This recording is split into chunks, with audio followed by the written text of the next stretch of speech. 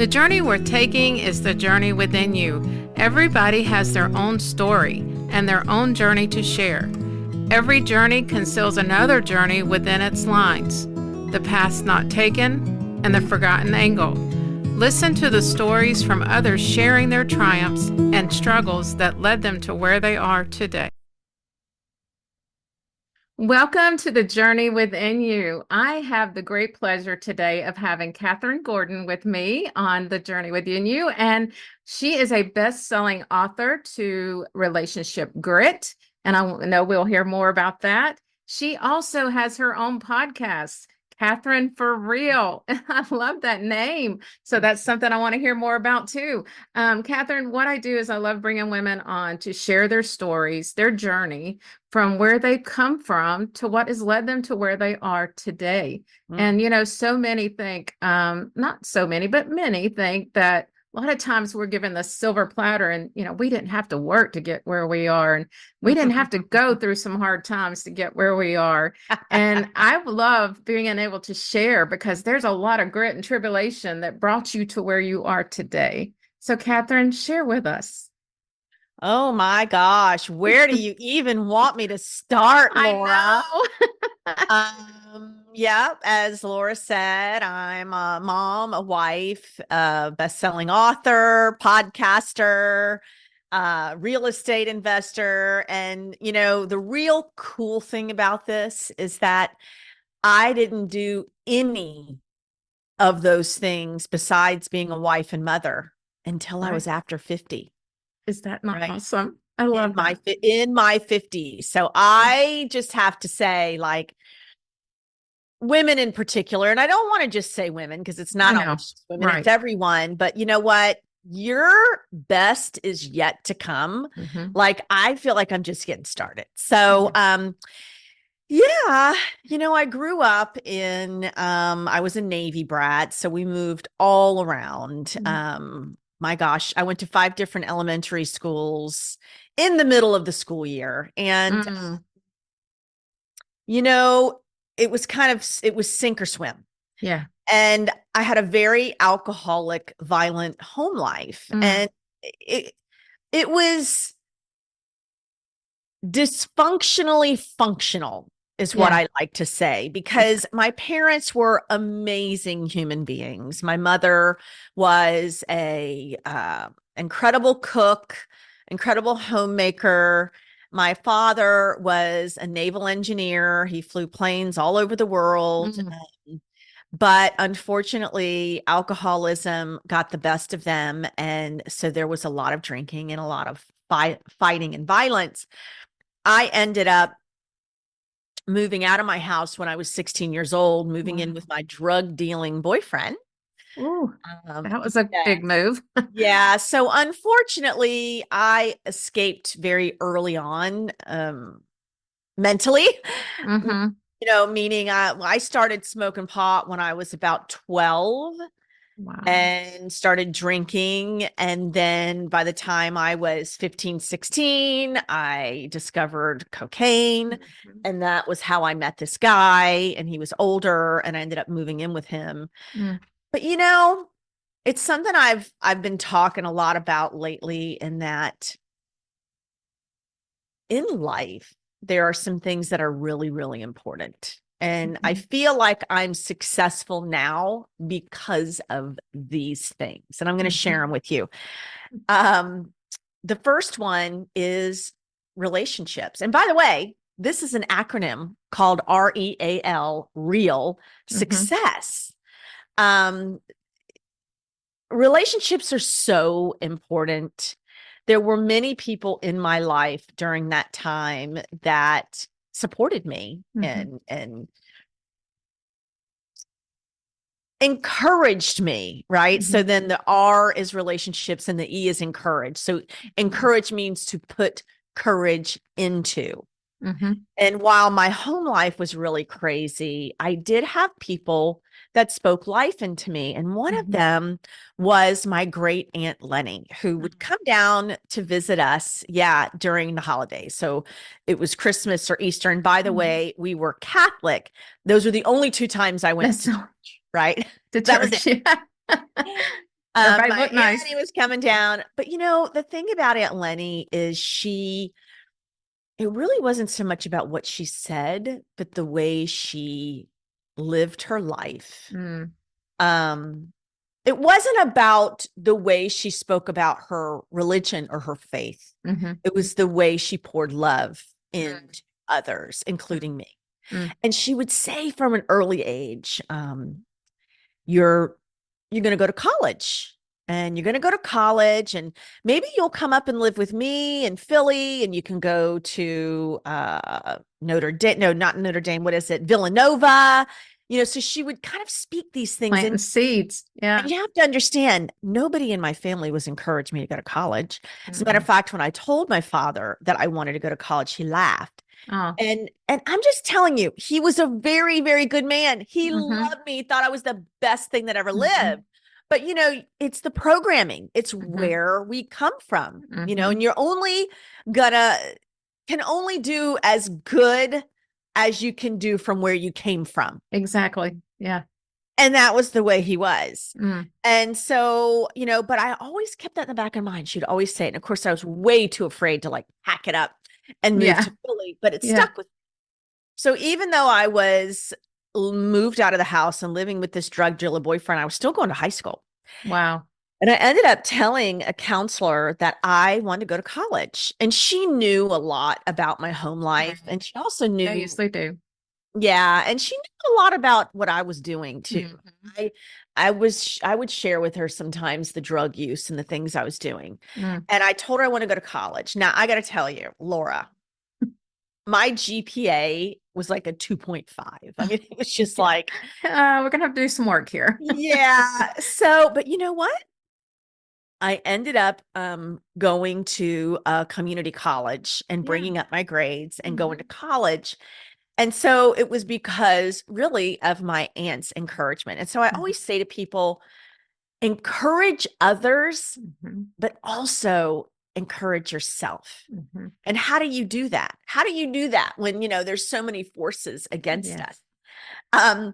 So about a year ago, I had gotten really, really negative. I think it was a combination really of, to be honest, well, actually it's been 2 years. So it was a whole year that I've not been drinking.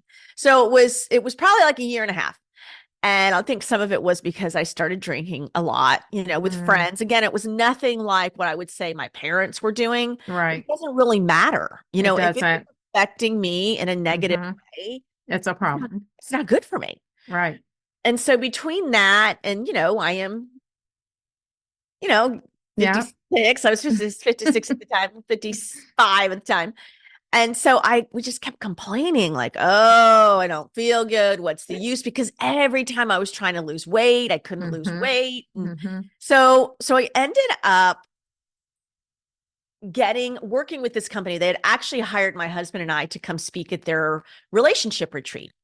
And part of our compensation was them to run a panel of tests of, Mm. your nutrition, your amino Nice. acids, all Yeah. this stuff. So I got this testing done. And when I went over the test results with the nutritionist, she's like, huh, you don't really see this there very often. I'm thinking, oh gosh, Uh-oh. something What are, else negative, right? yeah. And she goes, you have the genes of an Olympic athlete.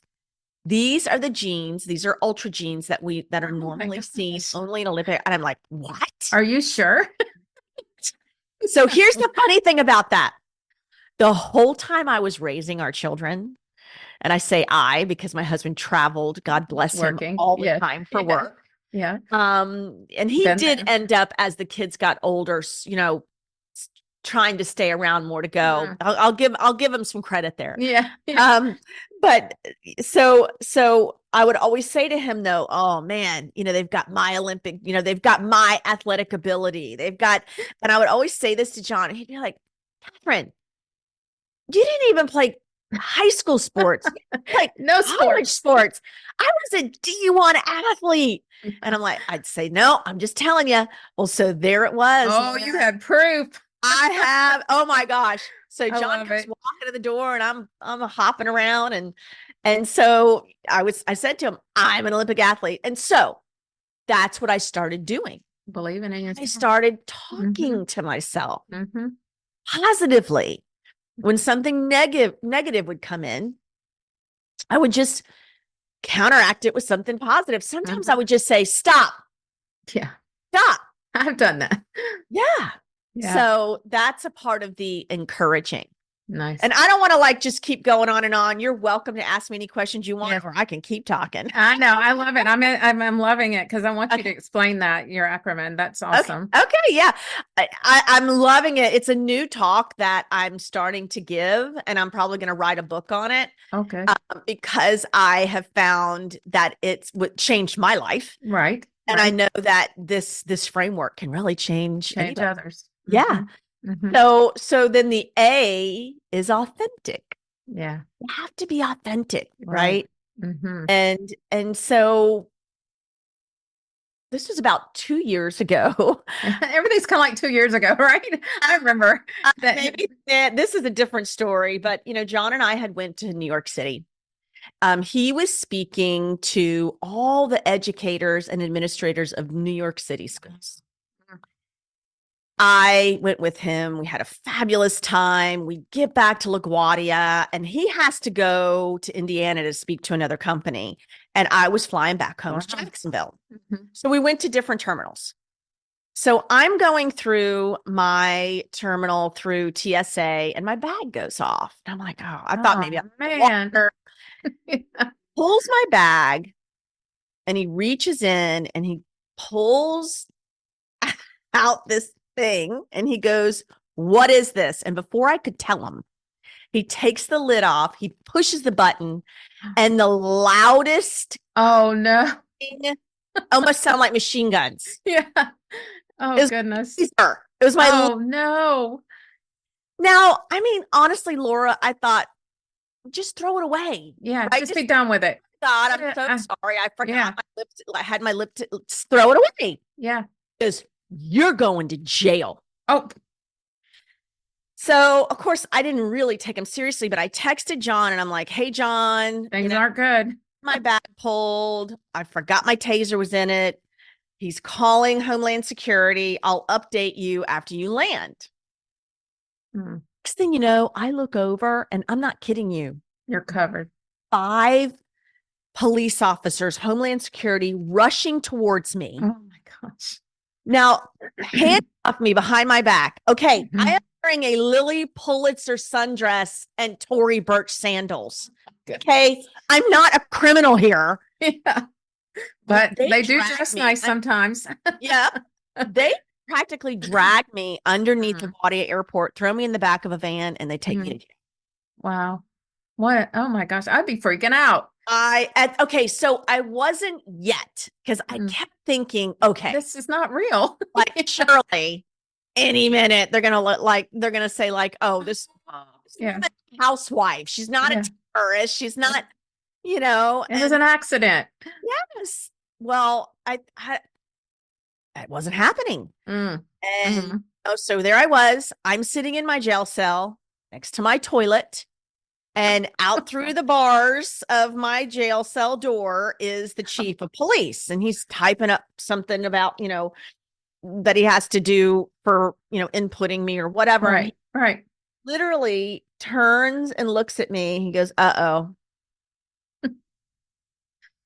I just got an email. You're not going to be able to see the judge for 3 or 4 days. So I'm going to have to transport you to Queens. Oh my gosh. That's when I started to freak Yeah. out. Yes. Because now we're not just an intake. We're fixing to go to an actual jail.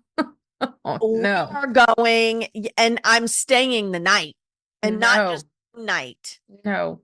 And that's when I realized. And This so, is just so serious. you know, the reason I knew the brevity of this is because I had been to jail before. Mm. So, in my earlier life, Mm-hmm. and I was in my, when I was 21, 22, I had went to jail.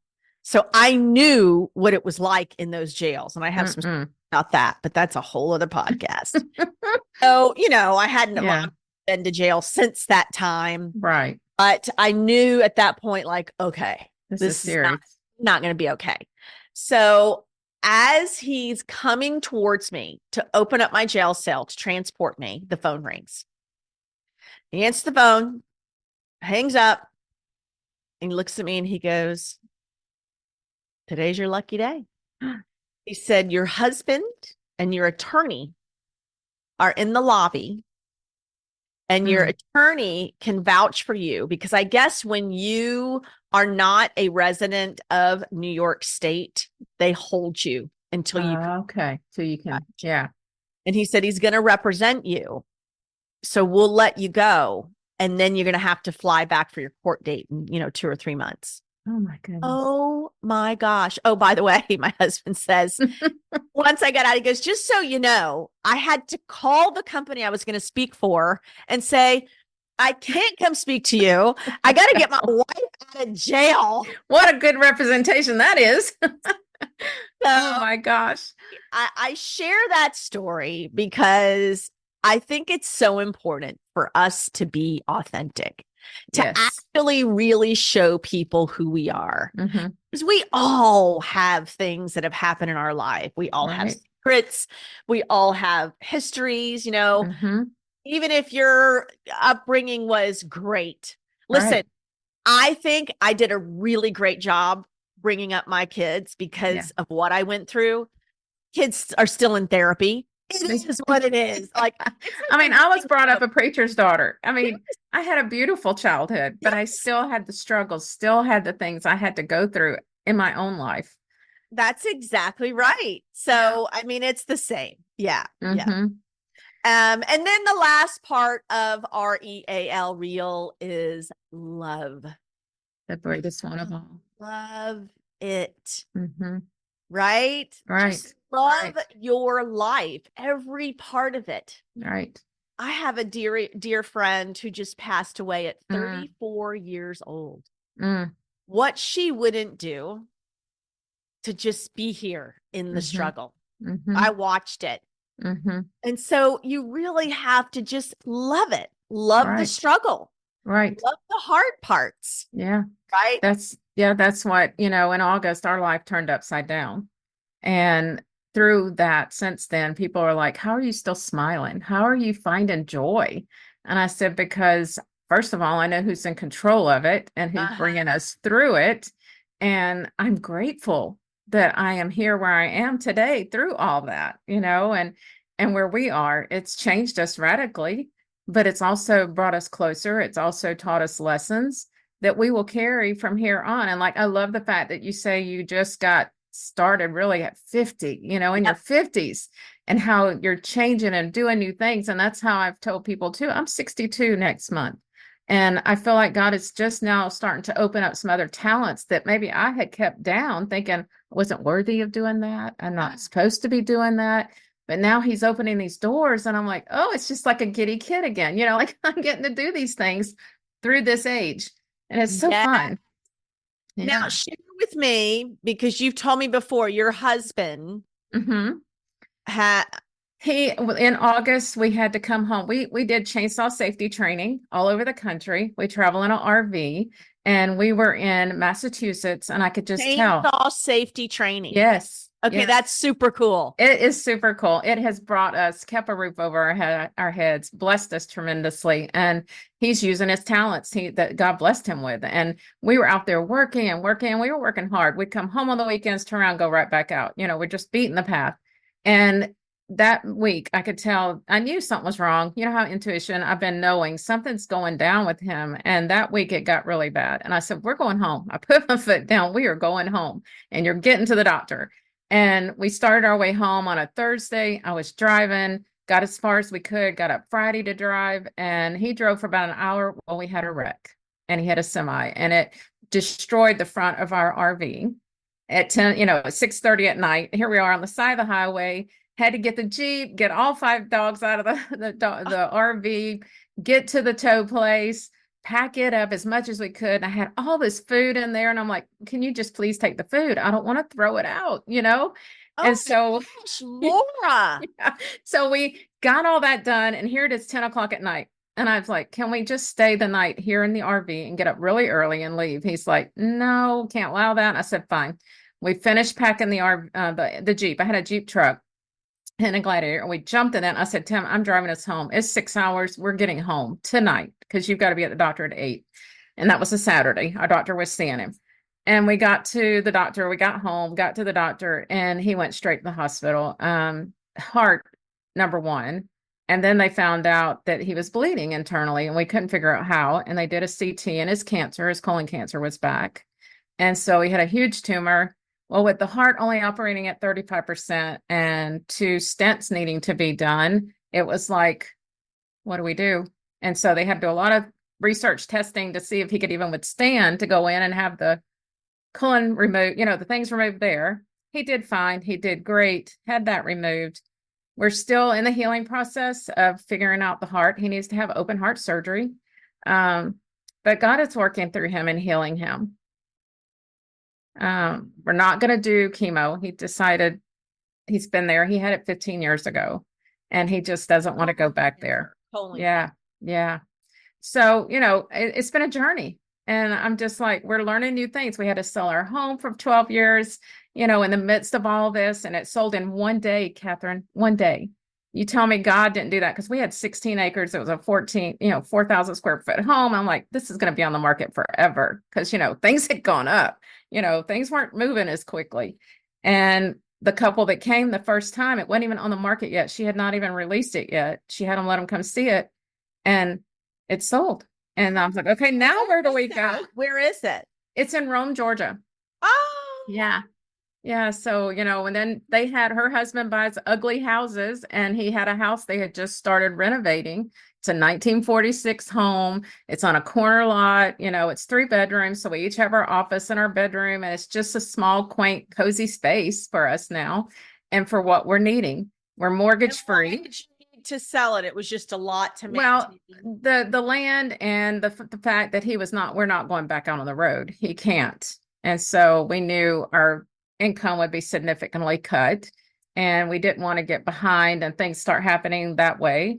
So we decided selling would be the best avenue for us. And that way too, he was worried, a mortgage over our head. We don't have that now, and that kind of thing. And finally getting the RV back, and we'll probably sell it, or either we've got 2 guys out doing our job for us so that we could keep our company going, because he's so much out there. Tim is nationally known. And I just said, your legacy cannot end here. It just can't. And so he's been training guys. He started all his virtual classes. He's got his studio set up. I'm just so proud of him. So proud of him. Isn't that amazing? It is. It's kind of like exactly how things needed to pivot. Yeah.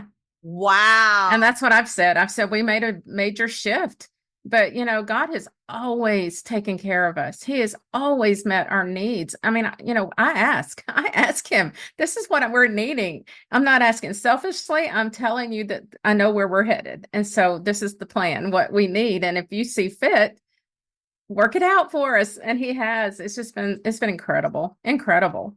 I love that. I love hearing that too. Like, you made the moves as hard as they were, hard. And then now he's actually doing something that can continue his legacy. Yes. And income for you guys, right? Wow. That's pretty. Yeah, and he's so talented in it. He's invested in all the different cameras and stuff he had been doing all along, because he has his YouTube channel. And, and then he said, Laura, a couple of years ago, he's like, you should do a podcast. And I was like, what? Me do a podcast? Why should I do a podcast? He said, because you're good. You can. And so I started that. Well, when things happened, I did take a break, just to take care of him and the needs that we needed to be met. And then I was excited to get started back and just being with the women and sharing the stories, because, this is his, it's not mine, it's his. And it's just such a pleasure to open up the door for it, because I've had women on that have never told their story. And for them to open up and share, it's just so cool to see them do that. Well, then let me, we'll finish with this. I don't know how long your podcasts go. I'll say this. So I left out a little part in the middle, and I think probably now knowing a little bit more about the type of stories and the people that you're bringing on, I think it's important to share this Okay.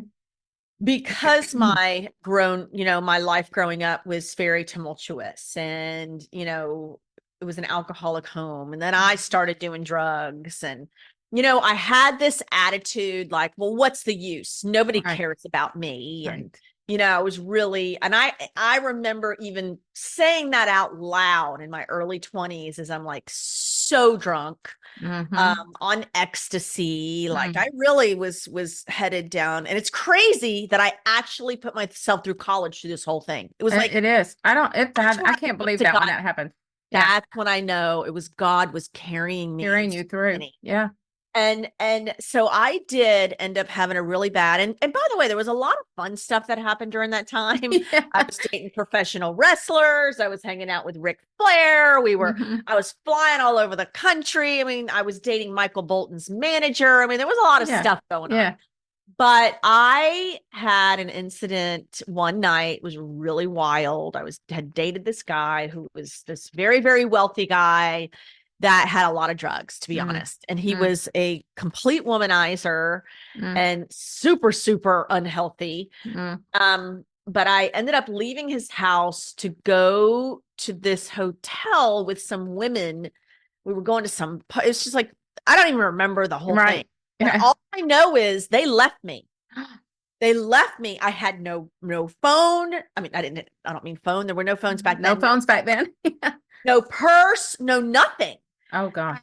And I remember waking up in this guy's hotel room, and by the grace of God, I Mm. was touched physically, Mm. right? Mm. Because Thank goodness. Yes. Yes. and I got up, I called a taxi.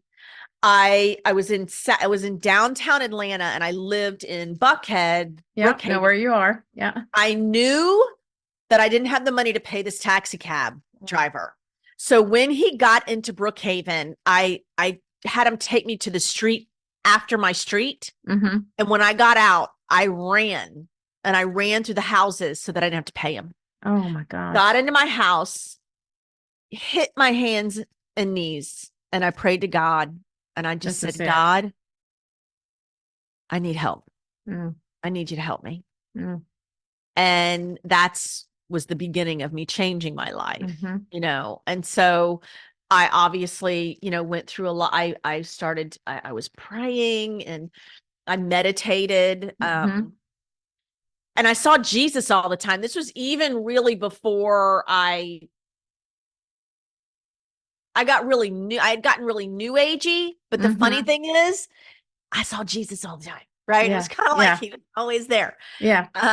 And so that's when I changed my life. And there's a whole thing in there. And when I met my husband, I would have never even given my husband the time of day if I was still doing what I had done. In the position you're in. Could have Yeah. never, Right. Never ever cross paths. met. Yeah. Mm-mm.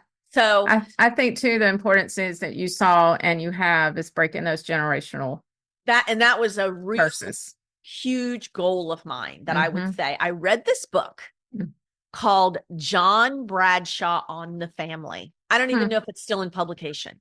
No, I don't know if I've heard of it. All I remember is getting that book, and we went to there's several lakes there, but there's in Like Georgia. Hartwell. Keep I mean, no, going. like Wise. No, that's in Alabama. Well, it's in Georgia too. Okie. I don't No. know. Anyway, there's a lake there that everybody goes to from Atlanta. Oh, Lake Lanier.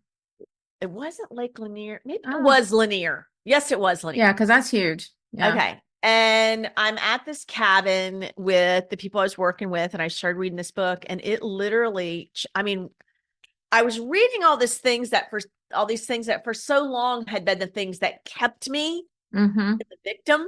Mm-hmm. Right. But after reading this book, I'm like, oh my gosh, like for the first time, I realized my parents really did the best they could with what they Right. knew. Right. Not that they didn't love me. Right. They didn't know any better. So Mm-hmm. that's when I changed my life. And that's why I Mm-hmm. always say to people, don't let your past define you. Exactly. Yes. Let it Yes. refine you. Yes.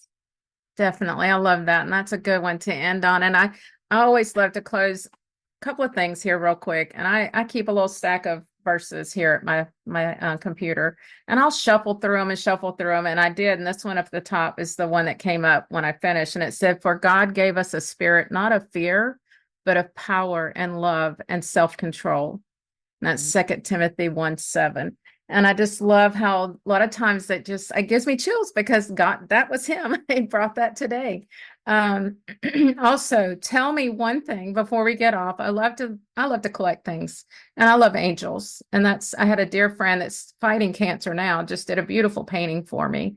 What is something that you love to collect that's kind of special to you? Ooh, that's a good question. That I collect. I wouldn't say it's a figurine Mhm. or anything. Oh my gosh, you're going to crack up. I just realized what it is, but it's not very spiritual. It don't have to be. Okay. So I don't do it as much anymore because I haven't been getting a lot of the magazines, but my husband, I will rip out every single recipe that I see in a magazine, and I have stacks of them. And my husband used to say, "Are you even going to make any of those?" Exactly. Right? One day. That's One something day. I collect is recipes. Oh my goodness. The thing is, I do collect. I mean, I'm not going to say it's collect. I save all my journals, Yeah. and I can go Yeah. back at them. But but the recipes are what I collect. Other than I that, I don't collect. just stuff around you. Well, I do collect shoes. So let Oh, me just, no, yeah, we won't talk about shoes either because my exactly. husband's I like, collect "How many shoes. more shoes do you need?" And I'm like, "Well, this thing," and then I go to this thing, and I kind of want to have something different. I just, He wears the same two pair, all the time. So that it's was the like, conversation with yeah, my husband this morning. yeah, He's like, "Honey, do you realize your shoes are starting to kind of like run out gravitate. the hallway?" Yeah. Oh, I got a box and put under my bed. Shh, good Storage idea. boxes. They But don't the see problem them. is, though, I'm very visual. Yeah. So out of sight, out of mind. You forget you have I it to see with wear. my Yeah. to-dos. Yeah. John deletes every email and Oh text no. right away.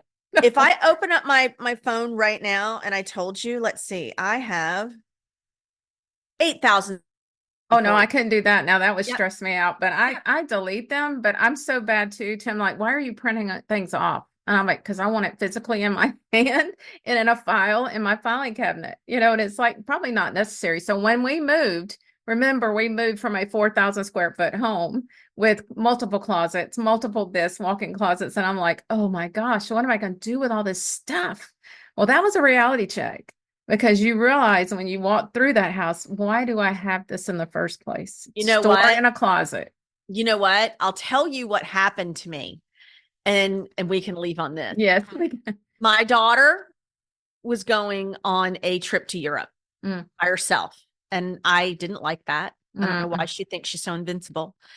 So I said to my husband, "It looks like I'm going to Europe." And I really didn't want to go, Laura. It was not the right time to go, but I did not mm. want her going Her alone. going by herself. Yeah. So I call my daughter and I'm like, "Well, looks like I'm coming to Europe with you." And she goes, "Okay. But the only way you can come is if you bring a carry-on." No, Okay. I I don't don't do that. bring carry-ons. I don't either. I'll tell you what happened. Oh, I'll tell you what happened.